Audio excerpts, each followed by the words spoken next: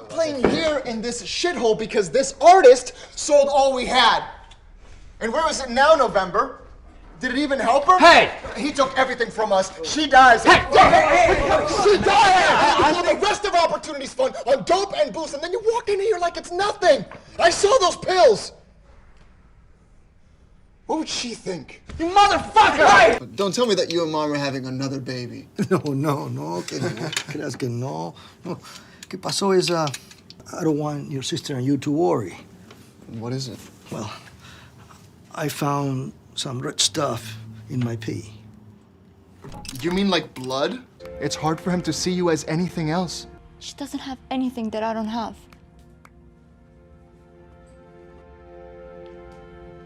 But we know each other.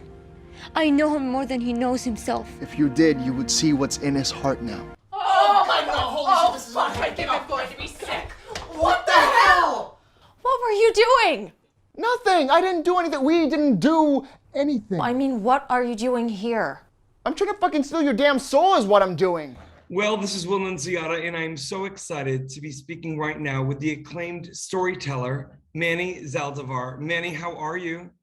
I'm good, thank you. Manny, you know, I was talking pre-interview with you about everything that you do, and I love that you unapologetically do everything that you have a bliss for. You are an actor, a writer, a director, a producer, a photographer. I mean, that is just only maybe, I don't know, an eighth of it. Manny, I want to know first and foremost, I know your story, but I would like the audience to eavesdrop in on young Manny. Where were you born, and when did you realize, Manny, that you had a love of the arts? I was born in Havana, Cuba, in 1995, and I lived there up until like 4.5, 5. And my parents decided that, you know, I was not going to have a future in Cuba, especially the way things are. So they made the sacrifice to give up their career. My mom was a doctor and my dad is an engineer. And we moved to the United States, grew up in Florida for a long time. And now looking back at my childhood, there were a couple of different moments where I can now pick out the inclination towards artistry. You know, when I was a kid, I used to make paper mache models. I used to like write mock scripts, and I didn't realize how all of that fit together until recently in the last couple of years, where, you know, I've started to look at art, regardless of whatever medium it is, as this whole collective bundle of just like stories waiting to be told. And I think the first moment where I realized like, this is my path, this is what I want to do, is in high school. I used to be kind of like the outsider, the quiet kid that everybody knew, but nobody really talked with. And it wasn't until I took a guitar class and a drama class that I started to break out of my bubble a little bit. And during that time, you know, I had a crush on this girl, and she was involved with like the whole theater department and everything. So I was like, yeah, why not just audition for something, see what happens. And I got cast in the musical, my first and only musical in high school, Annie, Get Your Gun. And throughout the whole process of just the rehearsals and, you know, the blocking and the whole life of the theater, there was like a cognitive shift that happened on the very last night of the closing show, and everybody was on stage, the family, the actors, everybody. And I went up to my high school drama teacher, and I told her right to her face, thank you for changing my life. And at that moment, I knew that like whatever I wanted to do has something to do with storytelling. It's amazing, Manny, that you were able to have this one pivotal moment, it seems, where all of these interests seem to just at one full swoop, whoosh through you and be like, oh, I can do it all, because it all has to do with storytelling. And Manny, in researching you and your incredible talents across all different disciplines within the arts, I kind of look at what you do and what you're going to continue to do as a quilt.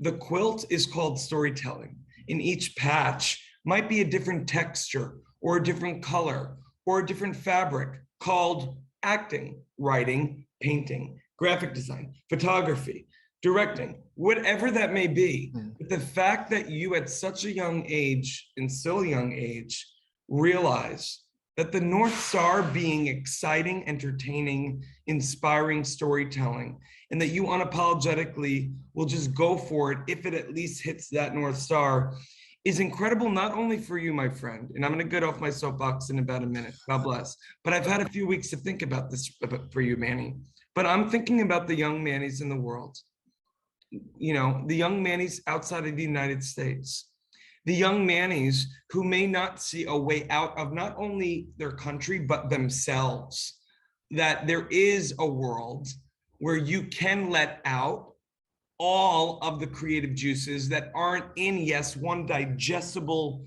genre for the world to say, oh, that he does one thing. No, F that. I love that you do it unapologetically with kindness, grace, and gratitude. I'm taking a sip of my coffee. Good night. That's what you do, my friend. And, you know, I want to dive into some of these different genres that you are part of and love.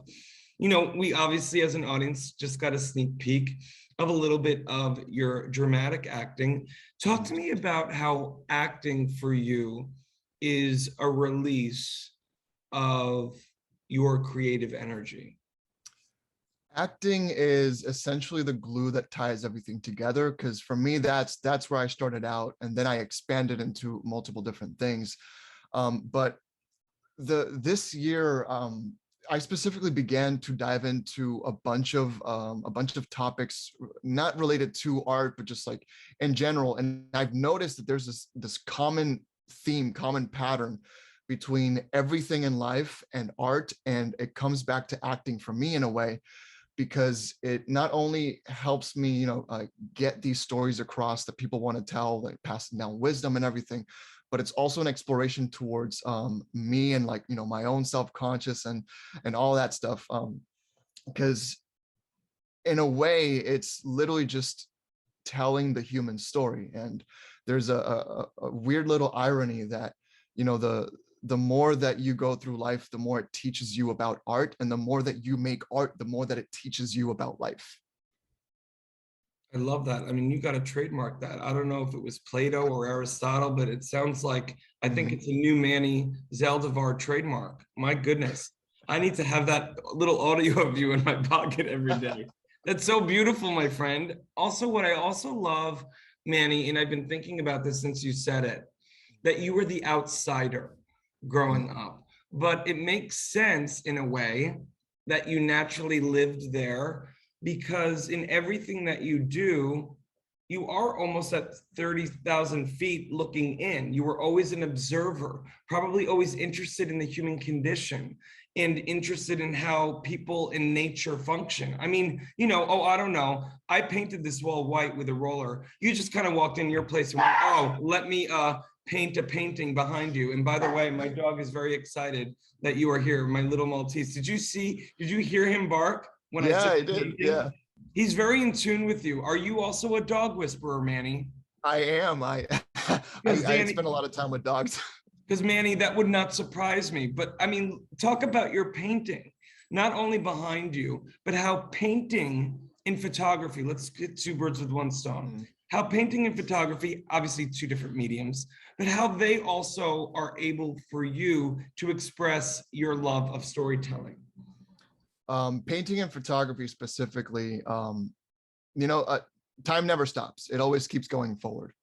And the only way that we have, you know, to just kind of like take a section of that is just through our memories. But sometimes memories fade, they get twisted. And when I look at photography, it's almost kind of like looking for, like you said, from that outside perspective, and just looking at everything from a new set of lenses and capturing that moment, capturing like a specific tone or a mood. For example, this painting behind me, it has collections of like different places that I've been to. It's not just one, like there's part of Sequoia, part of Yosemite in there. So I take all of these tones and I just like combine it into one, because at the end of the day, I find that there's a really powerful tool in being able to come up with an idea just out of nothing, and then make it into something physical that you can actually touch, see, interact with. I just think that's beautiful. Manny, I think that's beautiful myself too. And actually, in you just beautifully talking about that piece of art behind you, the fact that you are able to take all of these different experiences and places that you love and make it into one world, Manny's world, dare I say. But that's what you're doing with every piece of love that you have for every piece of different medium within the arts. You It's that quilt literally you talked about. What? It's the quilt you talked about. Oh my God, the quilt. Manny, you're just trying to make me feel good, but I should trademark that. That is pretty good, you have to admit. But Manny, I couldn't stop thinking about the quilt these past few weeks about you because, like, again, we live in a world, unfortunately, that sometimes just likes to peg people in one lane because it's easier for them. Yeah. But F that. Well, I know you already know that, but you don't need to hear that from Will. Manny, I'm moving on. Question. Mm-hmm. We can go into all of the different mediums that you work in, and I want to let people know for more on the incredible Manny. You can read more about him right below this video. Obviously, these past 18 months have been tough for all humans, especially artists. I'm curious to know twofold. One, how are you able to, during these 18 months, keep your creative juices flowing? And two, you seem like a very optimistic guy. What are you most optimistic about? Not only for you as an artist, but you're also a philosopher. And in terms of humankind, how we come out of this as maybe more better, more grateful people. The last 18 months, obviously, it destroyed most everybody and their path they had in life. And for me, whenever I get thrown curveballs, I'm very quick to adapt, so when I'm out here in Los Angeles, the whole movie industry got shut down with the pandemic and everything. And I had to go back to Florida for a little bit. And during that time, I just took into graphic designing, just more photography, creating. So I expanded the realm of things that I knew because, this thing wasn't being fulfilled. So I had to find some other artistic medium of getting, those juices out there and everything. And at the end of the day, I think that right now, in terms of what's coming, a lot of people now see that you can't really take things for granted because at an instant, things can just come and destroy everything. And one of the goals that I want to achieve with storytelling is that I want people to understand the bigger perspective of things, the relationship, not just with themselves, but to the environment around us. Because there's this pattern that is visible everywhere in all sorts of aspects of life. And I'm sitting here thinking am I the only one who sees this? I need to tell people about this, and with that desire to tell people about this, I would hope that come 20 years, 30 years down the line, people are able to kind of look at things from a perspective of we're all one people. We're all living on this tiny blue planet, a rock in space floating at millions of miles an hour or something like that. And the fact that throughout history, the one consistent thing that has remained regardless of anything is storytelling. It's how you pass down wisdom.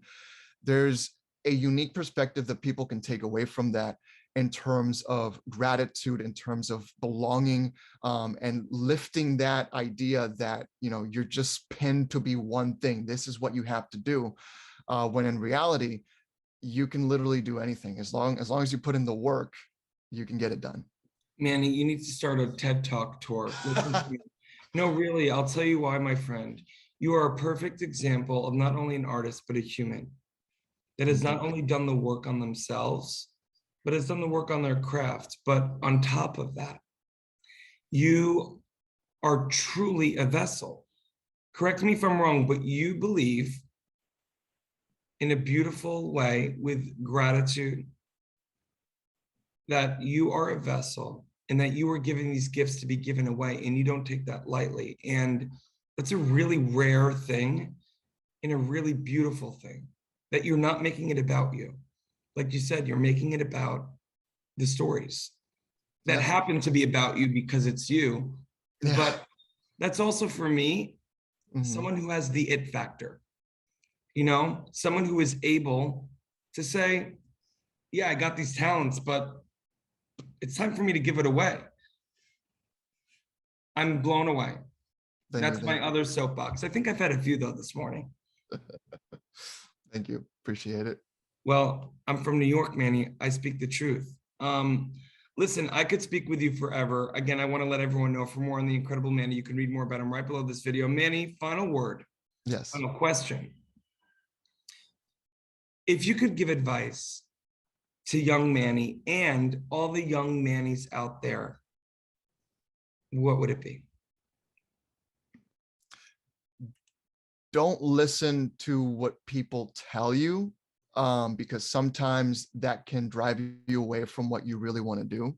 If you have an idea, trust yourself that you can do it and keep chasing that no matter what knocks you down. Well, you got me teary-eyed this morning. My friend, you are incredible. I'm so grateful that we're now connected. I'm grateful that you're joining the FENIX 360 family because having been someone who has been very fortunate to interview over 500 artists in the past 5-6 months all over the world, you have a universal language about every single medium within the arts that you touch. And I just know that your goodness, your light is needed now more than ever, your specific light. And yeah, I have no other words but that. I'm blown away by your Hopefully I talent. can accomplish that. Yeah.